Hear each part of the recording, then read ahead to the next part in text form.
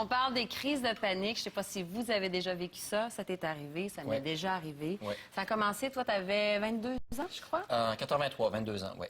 Puis, qu'est-ce qui ça t'est arrivé? Pourquoi? Parce que J'allais commencer l'École nationale de théâtre. J'étais chez moi et j'avais fumé un joint et j'écoutais de la musique très forte. J'avais les écouteurs sur... là. Et tout à coup, c'est comme si les écouteurs me sont rentrés dans le crâne. Vraiment, c'est ça l'image qui me... C'est comme si ça m'était rentré dans la tête. Je les ai enlevés, là, la panique, le cœur qui débat, les sueurs. Et là, je me disais, mon Dieu, mais est-ce que je vais virer fou, je vais mourir? Je comprenais absolument rien. C'est comme si ma vie s'était effondrée d'un coup. Et ça, tu as pensé que c'était à cause justement du joint que tu avais fumé, Exactement. mais après, ça s'est répété quelques fois. C'est ça, j'ai dit, bon, ben je prendrai plus de drogue, mais ça s'est reproduit dans différentes circonstances. Et là, c'était vraiment très, très pénible, comme une descente aux enfers pendant des années et des années. Mais maintenant, tu t'es débarrassé de ça. En grande va partie, bien? oui, je suis capable d'être fonctionnel. Parce qu'au départ, ce qui est paniquant, c'est que tu te sens complètement handicapé et paralysé. Alors, c'est terrible, terrible. C'est le fun que tu en parles, Oui. parce que je suis sûre qu'il y en a plein ici qui ont vécu ça. Moi, ça m'est arrivé aussi. Puis, probablement que chez vous, il y en a plein à qui c'est arrivé. Alors, pour en jaser plus, pour voir ce qu'on peut faire avec ça, on a invité quelqu'un de chez Phobie Zéro qui a vécu ça aussi. Alors, voici Marie-André Laplante.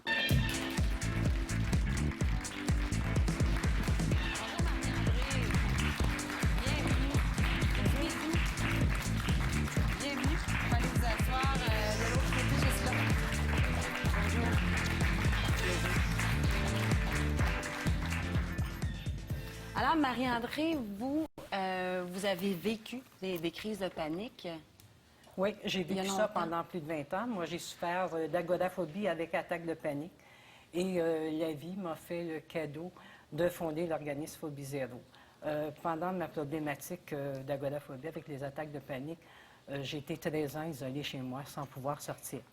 Et qu'est-ce qui vous a mené à l'isolement? Est-ce que c'est la peur que ça arrive encore? On en vient à l'isolement comment? Définitivement. Comme vous mentionnez, moi aussi, j'ai eu ma première crise de panique. Je pensais à ce moment-là que je faisais une crise cardiaque. Alors, tout de suite, donc, c'est votre cœur qui pompe? les palpitations, les étourdissements, des vertiges.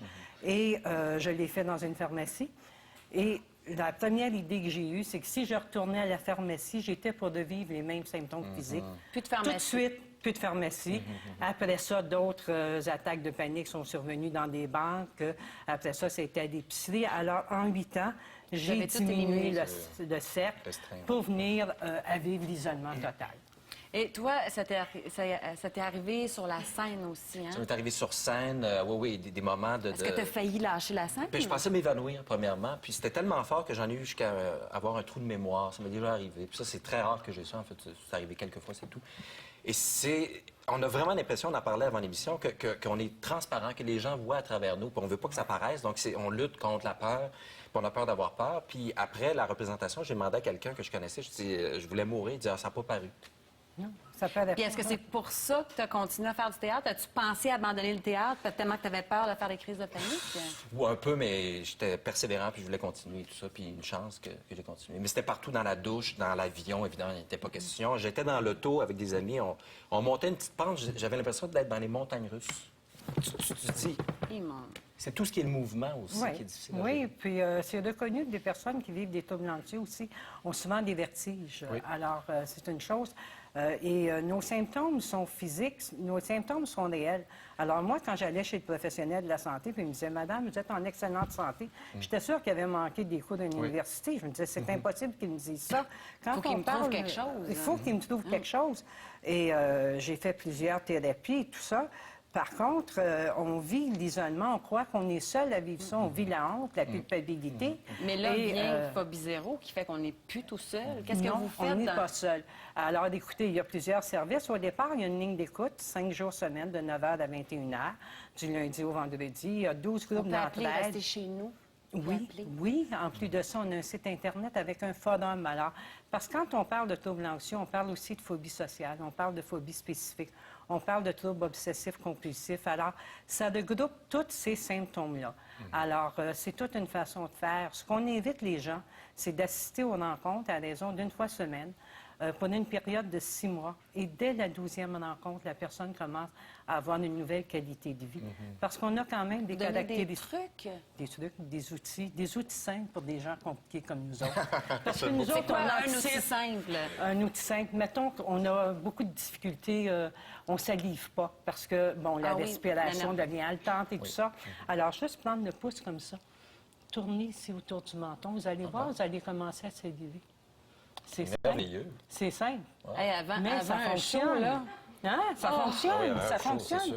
Mais c'est des choses comme ça où très souvent aussi, on dit la circulation se fait pas. Les personnes vont venir les mains soit moites ou froides. Donc, c'est des même, trucs tout ça. physiques concrets. Oui, il y en a. Il y en a énormément. Alors, des petits pincements comme ça qu'on va faire.